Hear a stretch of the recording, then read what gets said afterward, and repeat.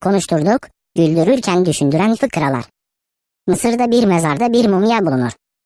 Yaşını tam olarak tespit edemeyen bilim adamları çare gelişmiş teknikleri bulunan istihbarat servislerine danışmakta bulurlar.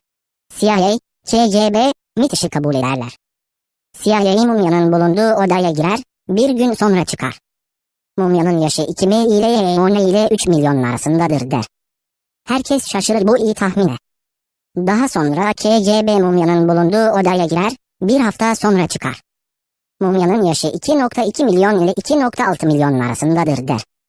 Herkes diğerinden daha iyi olan bu tahmine şaşırır. Daha sonra MIT mumyanın bulunduğu odaya girer. 15 gün sonra MIT görevlisi elinde sigara ile çıkar.